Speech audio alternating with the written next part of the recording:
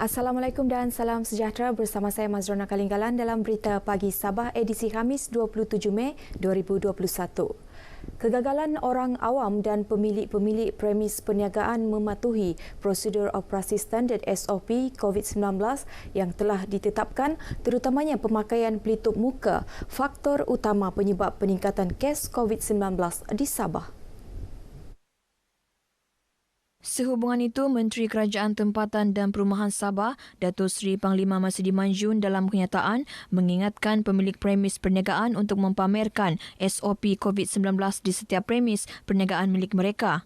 Mana-mana premis yang mempunyai peralatan hebahan perlu memberi peringatan kepada pelanggan mereka untuk sentiasa mematuhi SOP yang telah ditetapkan. Hebahan berkala dilakukan dalam setiap 1 jam. Pihak berkuasa tempatan akan membekalkan poster ke setiap premis untuk dipamerkan. Poster itu mengandungi nombor telefon aduan yang boleh dihubungi orang awam jika berlaku ketidakpatuhan SOP. Pihak penguatkuasa akan sentiasa membuat rondaan bagi memastikan SOP dipatuhi sepenuhnya. Datuk Masidi berkata sebanyak 229 kes baharu COVID-19 di Sabah semalam menjadikan jumlah kumulatif 61,057 kes. 1 kes kematian direkodkan di daerah Kota Belud. 81 pesakit sembuh manakala 1,276 pesakit sedang menerima rawatan. Terdapat 2 kluster baharu iaitu kluster Sungai Pukul di Tawau dan kluster Kauran Durok di Keningau.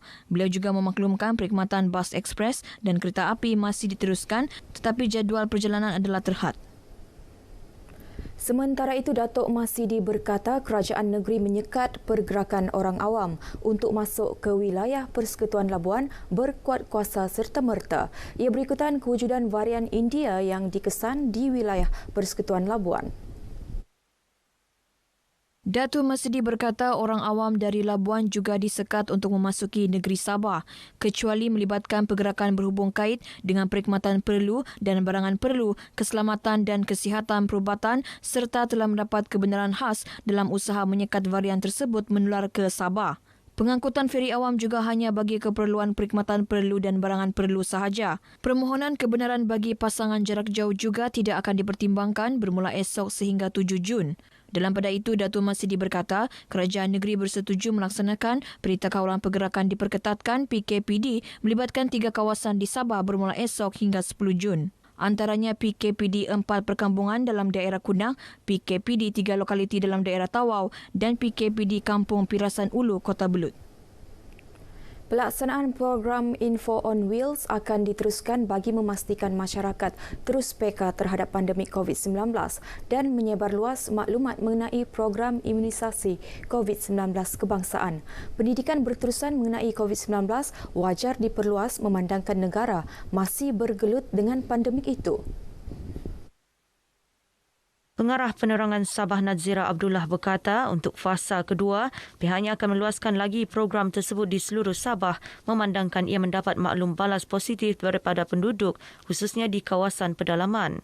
Jabatan Penerangan telah pun memainkan peranan sangat penting, khususnya dari segi pelaksanaan Info on Wheels. Jabatan Penerangan Negeri Sabah ini, kita berterusan untuk melaksanakan program-program yang berkaitan dengan penularan COVID-19 ni. Dan kita punya fokus ialah untuk memastikan rakyat ni faham apa dia pandemik COVID-19. Beliau berkata demikian selepas menjadi tetamu rancangan kami bah ini di studio TV RTM Kota Kinabalu. Seterusnya, berita perkembangan banjir. Jumlah penduduk terjejas yang ditempatkan di Pusat Pemindahan Sementara PPS terus menurun berikutan beberapa penduduk dibenarkan balik. Setakat 8 malam tadi, seramai 699 orang melibatkan 180 keluarga berada di 7 PPS di daerah Tenom dan Beaufort. Menurut kenyataan Jawatan Kuasa Pengurusan Bencana Negeri Sabah, JPBD Beaufort dan JBPD Tenom sentiasa menjalankan tinjauan paras air di kedua-dua daerah berkenaan. Beberapa kawasan hampir pulih.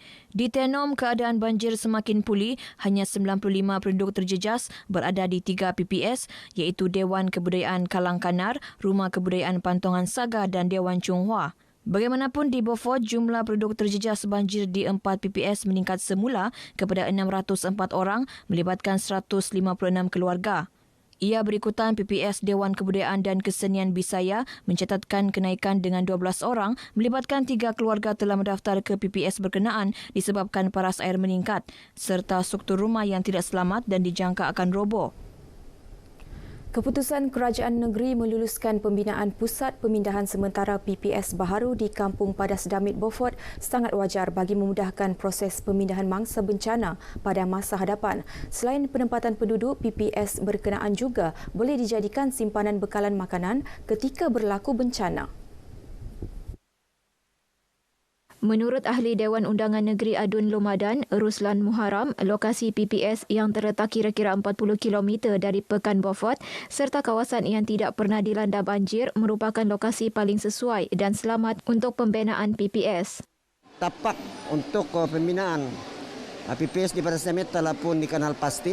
Melihat kepada fasiliti, kita ada klinik kesehatan, juga ada tangki penyimpanan air, juga mempunyai padang dan boleh landing helikopter sesuai untuk kita bina sebuah PPS yang berkapasiti muatan 200 ketua keluarga.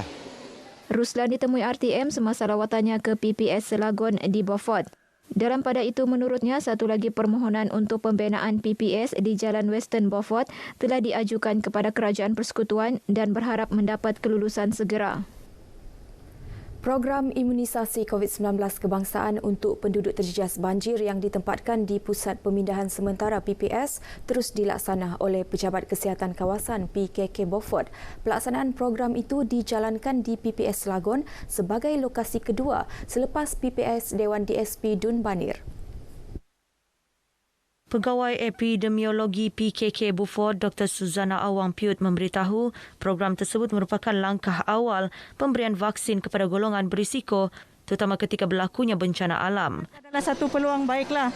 Mangsa-mangsa yang dikumpulkan ini adalah orang-orang yang berisiko tinggi untuk mendapat jangkitan apabila dipindahkan.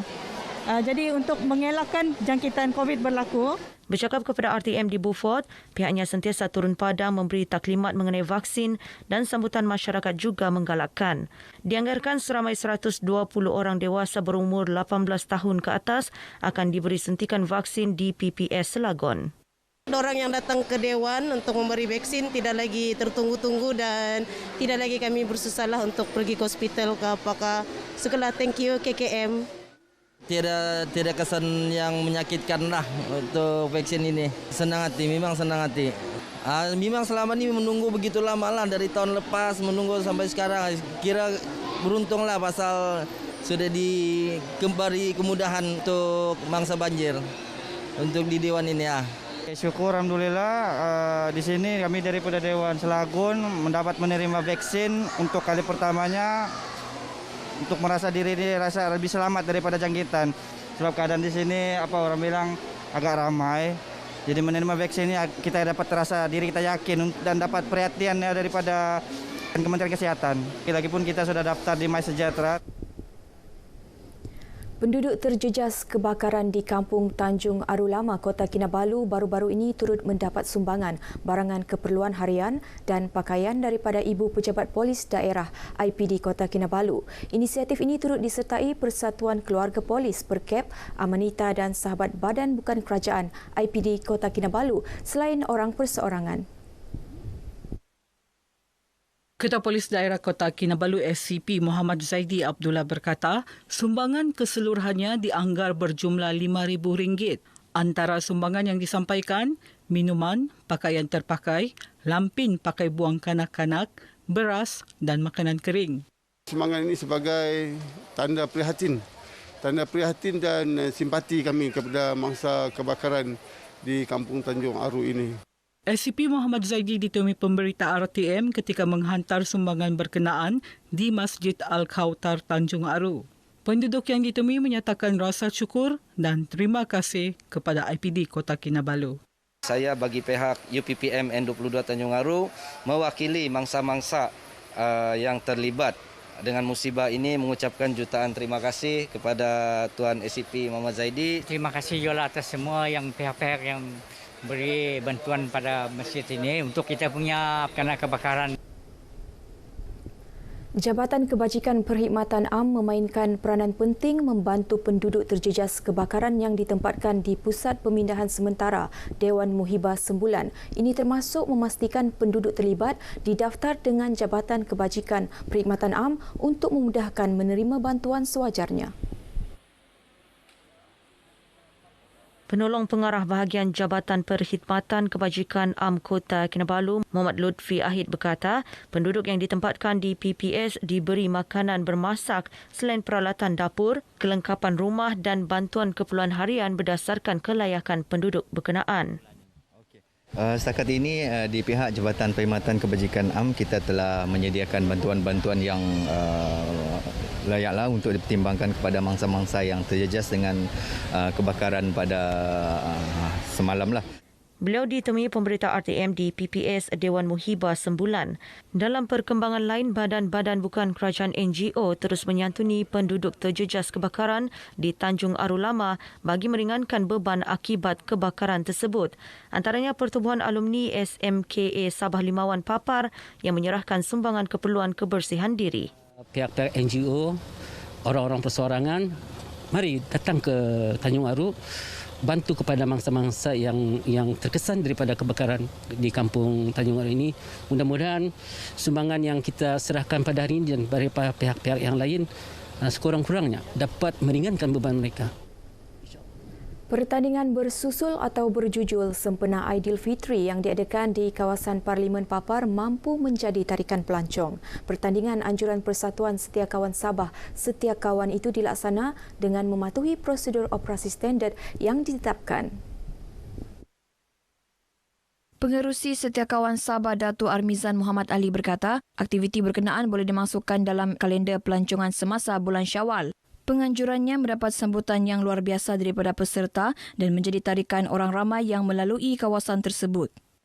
Aktiviti ini tidak wujud di kawasan mereka dan saya yakin boleh menarik. Namun apapun, insya-Allah bila keadaan telah mengizinkan, kita telah keluar daripada masalah pandemik COVID-19, kita boleh jadikan mungkin antara yang boleh menjadi satu aktiviti dalam kalender pelancongan menjelang Syawal.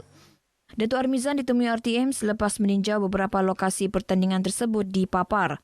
Seramai 108 peserta menyertai pertandingan tersebut melibatkan 3 dun dalam Parlimen Papar iaitu Dun Kawang, Dun Pantai Manis dan Dun Limbahau. Sekian berita pagi Sabah. Kekal patuh SOP, amalkan kawalan kendiri. Saya Mazrona Kalinggalan, salam hormat.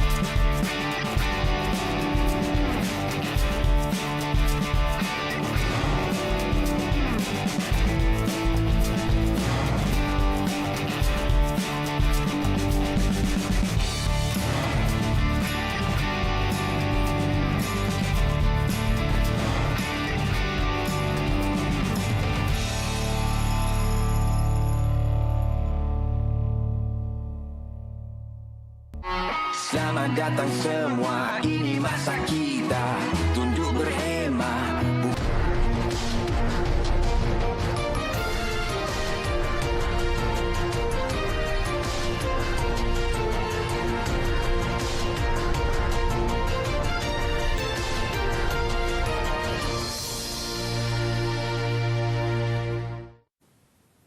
Assalamualaikum dan salam hormat. Bersama saya Abang Muaz Liaba Abdul Samad dalam Berita Pagi Sarawak edisi Khamis 27 Mei. Sarawak melarang kemasukan pengembara dan individu yang pernah berada di India, Sri Lanka, Bangladesh, Nepal dan Pakistan dalam tempoh 30 hari lepas. Jawatankuasa Pengurusan Bencana Negeri JPBN dalam kenyataannya memberitahu larangan itu berkuat kuasa semalam.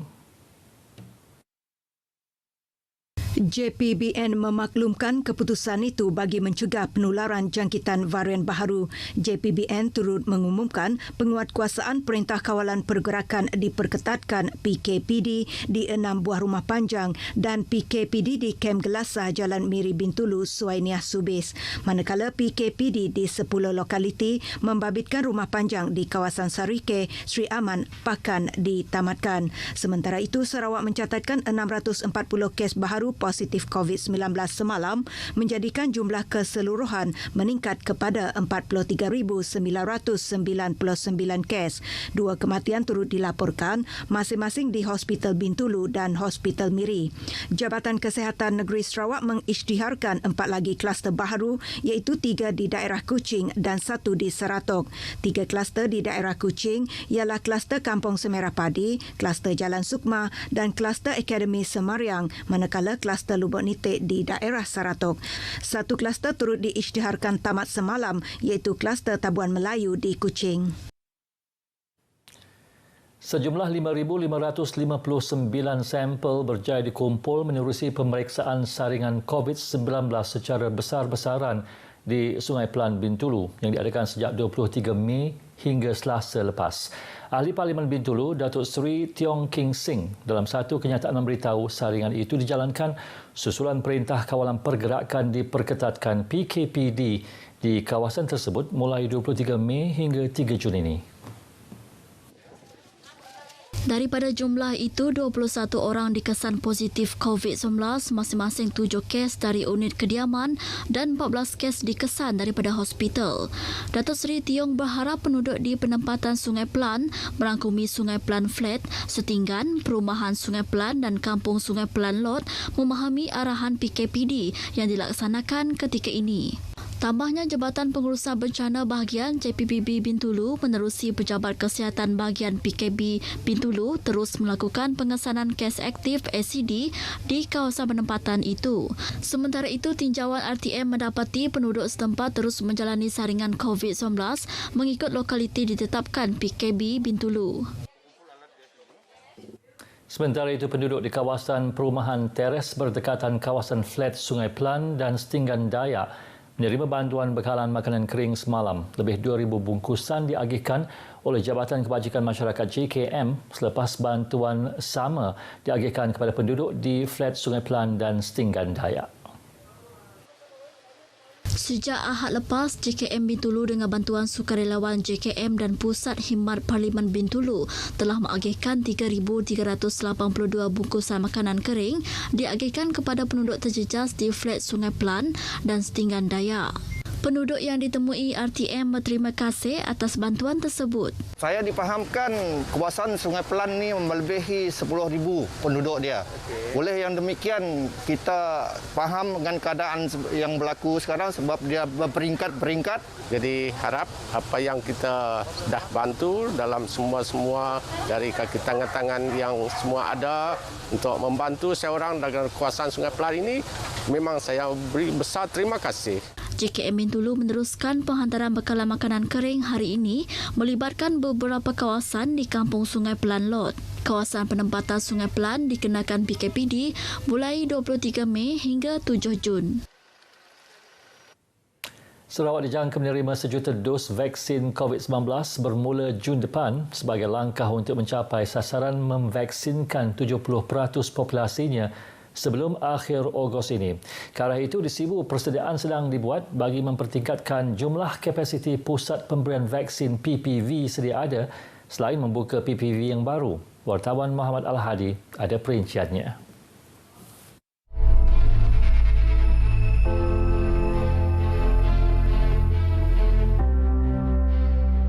Di Sibu, 3 PPV sedang beroperasi iaitu Klinik Kesihatan Lanang, Klinik Kesihatan Sibu Jaya dan Stadium Tertutup Sibu. Operasi di PPV Stadium Tertutup Sibu telah teruji semenjak ia mula dibuka April lalu dengan sedikit kesesakan dilaporkan berlaku berikutan ramai penduduk datang awal ke PPV berkenaan. Setelah itu, strategi baharu diperkenal bagi mengatasi kesesakan dan menambah baik proses-proses di PPV berkenaan. Bermula dari kawasan menunggu sehinggalah seseorang individu selesai menerima suntikan vaksinnya.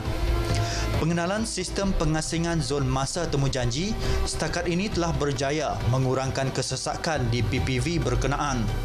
Jadi semasa kita membuat panggilan untuk memberitahu atau mengingatkan penerima vaksin, kita akan menekankan dan mereka perlu datang mengikut masa temujanji mereka. Apabila mereka sampai di luar stadium ni, mereka juga akan dibenarkan masuk hanya mengikut masa mereka yang dijadualkan untuk mereka. Setelah sistem yang berkapasiti 140 orang divaksin dalam tempoh sejam itu teruji dan ditambah baik, kini tiba masa ke arah peningkatan kapasitinya pula. Antara yang akan dilaksanakan adalah memanjangkan masa operasi PPV Stadium Tertutup Sibu kepada 2 shift sehingga pukul 9 malam. Selain itu, pembukaan PPV baru juga akan dilaksana iaitu pembukaan PPV Dewan Serbaguna Sibu Jaya dan penglibatan hospital swasta di Sibu untuk memberi suntikan vaksin kepada orang ramai. At the moment, we are expecting if we can give about 17,000 plus per week for Sibu. Sibu, about 190,000 have to be given. Okay, so if we do 17,000 per week, we need about 10 weeks to finish around that time. Mengikut sasaran perancangan ini, menjelang akhir Ogos nanti, setiap individu yang layak divaksin akan sekurang-kurangnya mendapat dos pertama vaksin COVID-19 mereka. Namun, ke arah mencapai sasaran imuniti kelompok, penduduk yang belum mendaftar perlu segera mendaftar, terutama generasi muda di Sibu. Yes, it's true that young people, they don't register. So I want to urge young people, yes, you may be young, but please get vaccinated because the more people vaccinated, the safer Sibu will be. The less virus will be spreading around. This is the approach now. Persediaan ini sebenarnya perlu sokongan penduduk untuk terus mematuhi segala prosedur operasi standard agar dapat mengurangkan kes jangkitan dalam komuniti. Dengan COVID-19 kini semakin mengganas di seluruh pelosok Sarawak, senjata terakhir kita adalah jarum dan suntikan vaksin COVID-19. Gerak kerja sudah dirancang untuk memvaksinkan lebih 100,000 penduduk di Sibu sebelum hujung Ogos ini. Tetapi apa yang lebih penting, baki lebih 70,000 lagi yang masih belum mendaftar untuk program imunisasi COVID-19 kebangsaan untuk penduduk di Sibu ini. Bagi yang belum mendaftar di luar sana, daftarlah segera kerana kita semua mahu cepat kembali ke kehidupan yang normal setelah mencapai imuniti kelompok. Saya Muhammad Al-Hadi, Berita RTM. Tahun kedua hidup dicengkam pandemik COVID-19, masyarakat Dayak di Sarawak diminta menahan diri dari menyambut Hari Gawai seperti biasa. Menteri Utiliti Sarawak, Datuk Seri Dr. Stephen Rundi Utom berkata dengan peningkatan kes jangkitan COVID-19, tiada perayaan dapat disambut dalam suasana meriah dan tidak terkecuali sambutan gawai. Justru masyarakat Dayak perlu bekerjasama untuk tidak mengadakan sebarang keramaian bagi memutuskan penularan COVID-19. Pintu Hari Gawai tahun 2021 itu dekat ngintu masyarakat kebaru. Artinya kita nak boleh bergelumuk bala mayuh. Kita nak boleh bergulai bakal selama ataupun kita ngabang ngagai rumah sikut-sikut bakal selama. Beberapa pemimpin negeri turut menyuarakan kebimbangan serupa dan menekankan pematuhan prosedur operasi standard SOP perayaan gawai. Sentiasa menjaga kesihatan diri, memakai pelitup muka dan menggunakan hand sanitizer pada setiap masa. Patuh kepada nasihat Jabatan Kesihatan, kita jaga kita selamat Gawai Dayak. Sambutan Hari Gawai pada 1 Jun ini hanya dibenarkan diraih sehari saja dengan tiada aktiviti ziarah atau ngabang diadakan. Mengikut SOP yang ditetapkan JPBN Sarawak menerusi unit hal ehwal agama-agama lain UNI4, sambutan gawai hanya dibenarkan kalangan ahli keluarga serumah sahaja. Projek pengawalan hakisan pantai di Kampung Batu Satu, Kuala Baram Miri yang dilaksanakan sejak April lepas dijangka siap November 2022. Projek di bawah rancangan Malaysia ke-11 RMK-11 menelan kos hampir 17.4 juta ringgit. Projek berkenaan merangkumi pembinaan benteng pemecah ombak sepanjang 200 meter di luar pesisir pantai, 5 groin dan tanjakan konkrit yang mampu menampung lebih 100 bot untuk memudahkan nelayan keluar masuk untuk turun ke laut. Menteri Pengangkutan Datuk Lee Kim Shin dalam satu kenyataan memberitahu projek itu dilaksanakan oleh Jabatan Pengairan dan Saliran Sarawak bagi mengawal hakisan pantai yang berlaku di Pantai Kampung Batu Satu. Apabila siap, projek itu dapat membantu golongan nelayan di kawasan berkenaan. Dalam perkembangan lain, Datuk Lee memaklumkan kerja-kerja pembersihan sepihan kayu yang banyak terdampar di Pantai Kampung Batu telah dibersihkan dengan bantuan kontraktor yang terlibat dalam projek pengawalan pantai berkenaan. Jelasnya insiden kali ini agak luar biasa dengan keadaan longgokan serpihan kayu yang begitu banyak sehingga ada yang mencecah ketinggian 1 meter sekaligus menghalang bot-bot nelayan yang keluar masuk. Warga Bandaraya Miri digalakkan menggunakan perkhidmatan Book Bear yang menawarkan perkhidmatan penghantaran buku secara percuma. Pustaka Miri dalam kenyataan medianya memaklumkan perkhidmatan tersebut telah beroperasi di Bandaraya Miri sejak 16 Jun tahun lepas. Menurut Pustaka Miri, perkhidmatan itu disediakan bagi menyokong program dan aktiviti membaca sewaktu pandemik COVID-19 ini. Perkhidmatan itu juga memudahkan pengguna mengakses koleksi-koleksi buku walaupun pustaka masih tutup kepada penggunanya. BookBear merupakan perkhidmatan peminjaman buku terus ke rumah pengguna yang mana pengguna boleh memuat turun aplikasi Angkasa 2 melalui Google Play Store atau App Store. Waktu operasi untuk menggunakan perkhidmatan BookBear ini adalah dari hari Isnin hingga Sabtu dan akan beroperasi bermula dari 9 pagi hingga 5 petang. Paparan itu tadi mengakhiri Berita Pagi Sarawak. Saudara, duduklah di rumah jika tiada keperluan untuk keluar. Sekiranya terpaksa keluar dari rumah, patuhi prosedur operasi standard yang ditetapkan. COVID itu benar, lindungi diri, lindungi semua. Sehingga berjumpa lagi. Assalamualaikum dan salam hormat.